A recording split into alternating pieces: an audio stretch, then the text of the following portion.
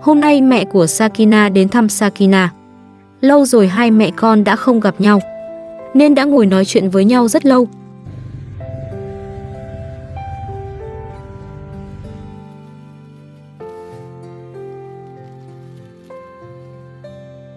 Sinh tồn tự nhiên review, hãy đăng ký và theo dõi chúng tôi. Đây là động lực to lớn để chúng tôi tạo ra những video thật ý nghĩa gửi đến người xem. Chân thành cảm ơn. Hôm nay, nhiếp ảnh gia cùng Sakina rời khỏi căn nhà nhỏ từ khá sớm để đến bệnh viện thăm một người thân đang trong tình trạng rất đáng lo. Dì ruột của nhiếp ảnh gia bị thương nặng ở đầu. Và vì bà cũng là họ hàng của Sakina, nên Sakina quyết định cùng nhiếp ảnh gia đến thăm.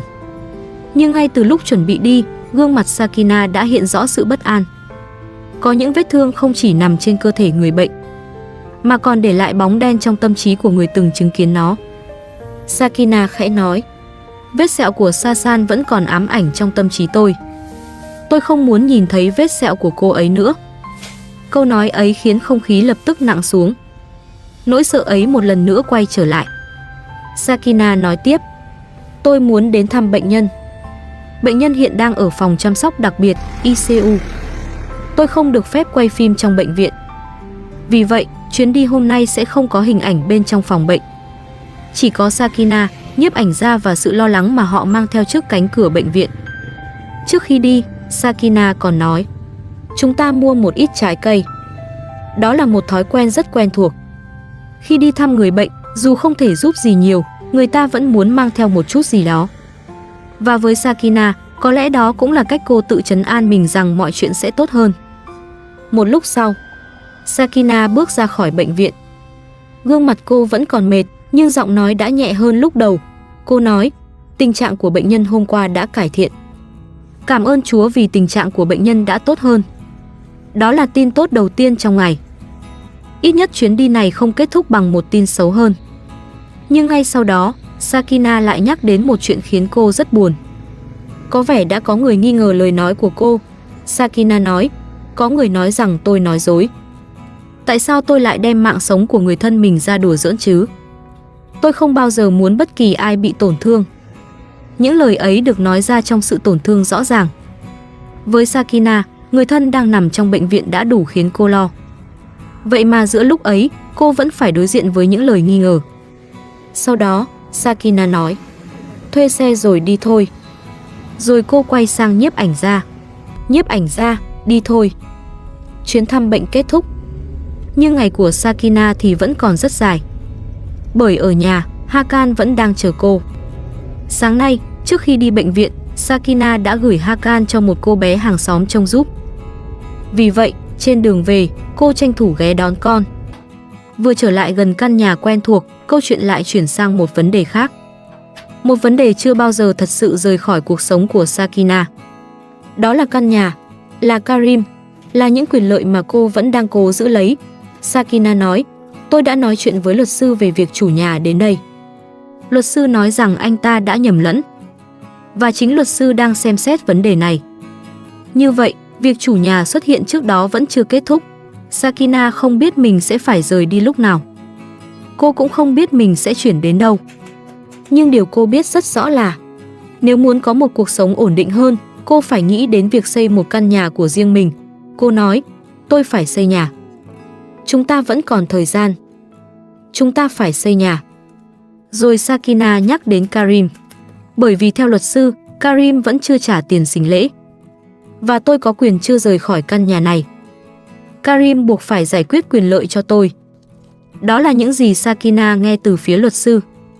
Và trong hoàn cảnh hiện tại, cô bám lấy điều đó như một cơ hội cuối cùng. Một cơ hội để chuẩn bị trước khi mọi thứ thay đổi. Sau đó, Sakina bước ra khu vườn. Khu vườn ấy đã chứng kiến rất nhiều ngày tháng của cô. Nhưng dù thế nào, Sakina vẫn quay lại chăm sóc nó. Cô nhìn những cây hoa hướng dương rồi nói, hoa hướng dương đã sẵn sàng để thu hoạch. Đó là một khoảnh khắc rất nhỏ, nhưng lại khiến căn nhà bớt nặng nề hơn. Sau những ngày bệnh viện, luật sư, Karim và những nỗi lo chưa dứt, ít nhất trong khu vườn vẫn còn điều gì đó trưởng thành.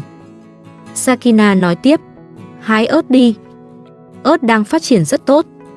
Rồi cô nhắc, ngày mai chúng ta sẽ đến nhà Ali. Nhưng trước khi nghĩ đến ngày mai, cô vẫn phải lo cho hiện tại.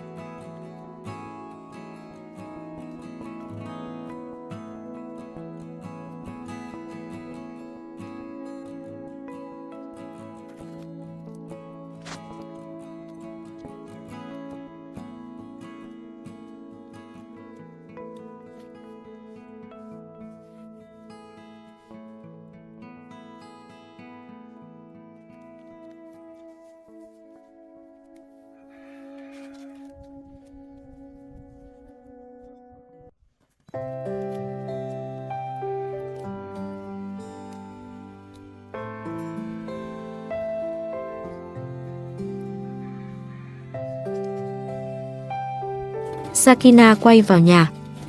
Hakan ở bên cạnh cô. Sakina nhìn con rồi nói, Hakan hay khát nước quá. Cậu bé cứ viện đủ mọi lý do để nhõng nhẽo. Rồi cô dịu giọng, chắc Hakan muốn được quan tâm. Chỉ một câu ấy thôi cũng cho thấy Sakina hiểu con mình đến mức nào. Đôi khi trẻ con không thật sự cần nước. Chúng chỉ muốn được mẹ nhìn thấy, được mẹ gọi tên, được mẹ bế lên, dỗ dành và cảm thấy mình vẫn đang ở trong vòng tay an toàn.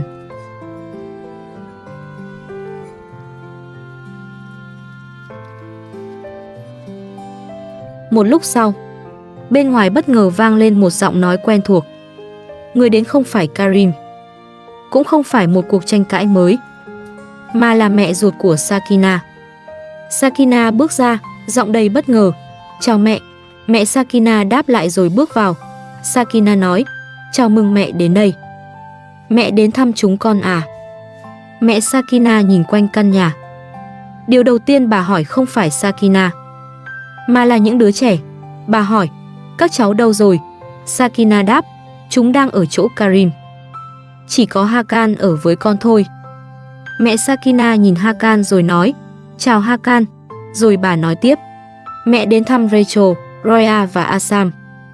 Câu nói ấy khiến căn nhà bỗng trùng xuống.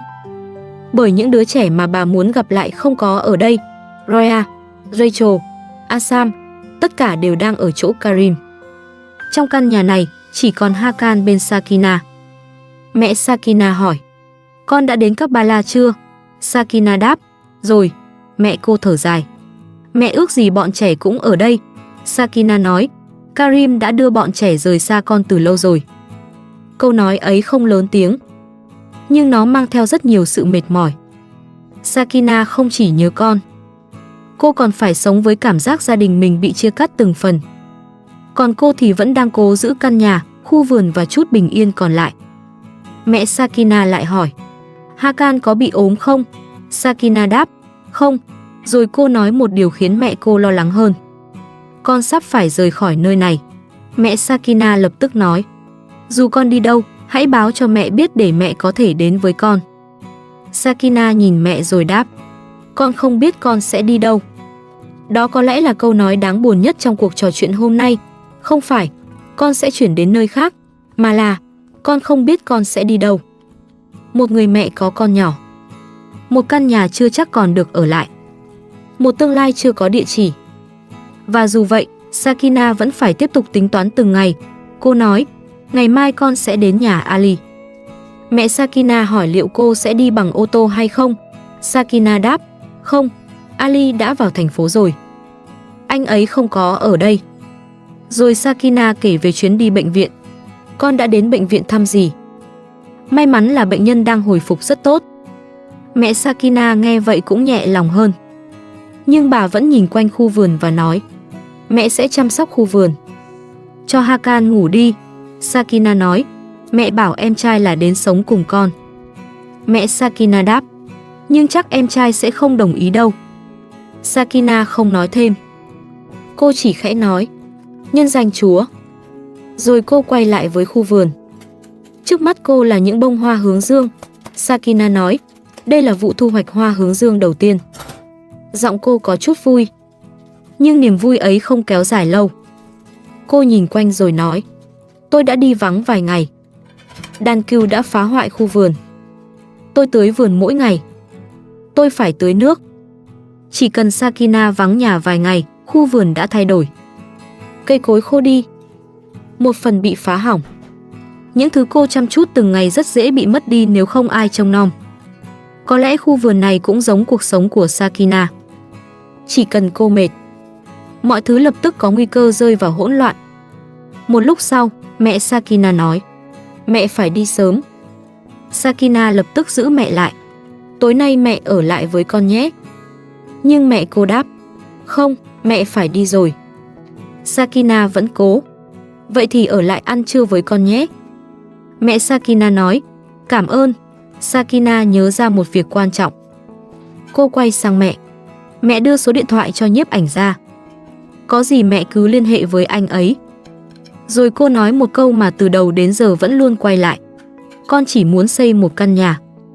Một căn nhà. Nghe thì đơn giản. Nhưng với Sakina, đó là điều có thể thay đổi tất cả. Mẹ Sakina hỏi, Karim sẽ tự đưa bọn trẻ đến đây sao? Sakina đáp, không, hoặc nhiếp ảnh gia sẽ đưa chúng đến. Hoặc con sẽ tự đi. Hoặc bố của Karim sẽ đưa chúng đến. Mọi việc liên quan đến các con vẫn chưa có gì chắc chắn. Ai đưa các con đến? Khi nào đưa? Sakina nói tiếp, con cũng phải chuyển nhà. Con cũng phải bắt đầu xây nhà. Con cần thuê một kiến trúc sư. Nhưng để làm được, cô cần tiền. Cần thời gian. Cần một nơi đủ an toàn cho mẹ con cô. Mẹ Sakina lại nhìn Hakan. Hakan, cậu bé ngủ chưa? Sakina đáp, chưa. Mẹ cô hỏi tiếp, con có thể chăm sóc đàn gà không?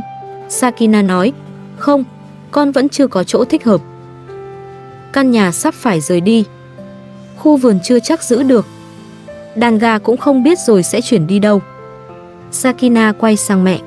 Mẹ mang theo một ít rau củ nhé. Rồi cô dặn, tách riêng những quả trứng gà ra để chúng có thể nở thành gà con.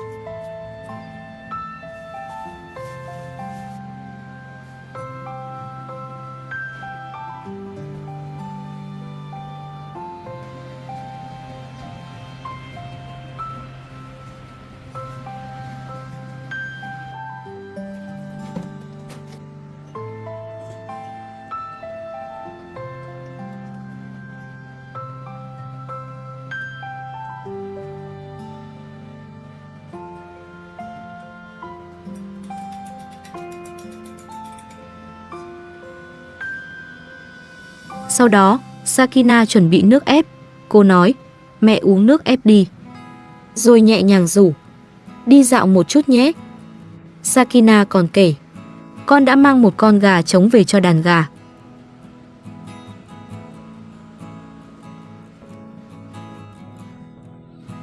Một lúc sau, Hakan vừa ngủ chưa lâu thì bỗng thức dậy. Sakina lập tức quay lại dỗ con. Ngủ đi, con yêu. Cậu bé có lẽ vẫn chưa hiểu vì sao hôm nay trong nhà có bà ngoại. Nhưng với Hakan, chỉ cần nghe giọng mẹ, cậu bé đã có thể yên tâm hơn.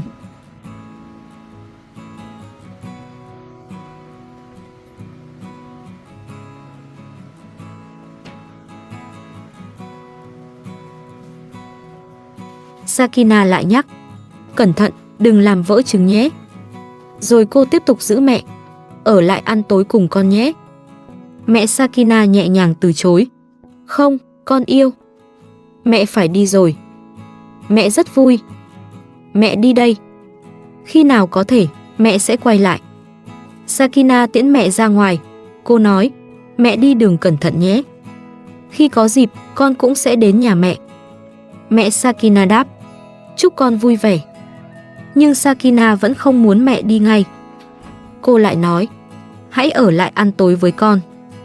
Mẹ cô vẫn lắc đầu, không, mẹ phải đi rồi. Và rồi mẹ Sakina rời khỏi căn nhà nhỏ. Sự xuất hiện của bà hôm nay không làm mọi vấn đề biến mất. Rachel, Roya và Asam vẫn ở chỗ Karim. Hakan vẫn chỉ có mẹ bên cạnh. Căn nhà vẫn chưa chắc được giữ lại. Khu vườn vẫn cần nước. Và kế hoạch xây nhà vẫn mới chỉ là một mong muốn đang chờ được bắt đầu. Nhưng ít nhất, Trong một buổi chiều ngắn ngủi, Sakina đã có mẹ ở bên. Sau khi mẹ đi, Sakina quay sang nhiếp ảnh gia. Cô nói, tôi đã đưa số điện thoại của anh cho mẹ tôi. Bà ấy sẽ gọi cho anh. Rồi Sakina nói tiếp, cho tôi địa chỉ nhé. Nhiếp ảnh gia đáp, được rồi, một câu trả lời rất ngắn. Nhưng với Sakina lúc này, bất kỳ sự kết nối nào cũng quan trọng. Và có lẽ ngày mai, khi Sakina đến nhà Ali, cô sẽ lại nhìn thấy một công trình khác. Còn hôm nay, Sakina chỉ có thể đứng lại trong căn nhà nhỏ của mình. Nhìn khu vườn, nhìn Hakan, nhìn những quả trứng cần được giữ cẩn thận. Và tiếp tục tự nhắc mình rằng dù chưa biết sẽ đi đâu, cô vẫn phải chuẩn bị cho ngày phải rời khỏi nơi này.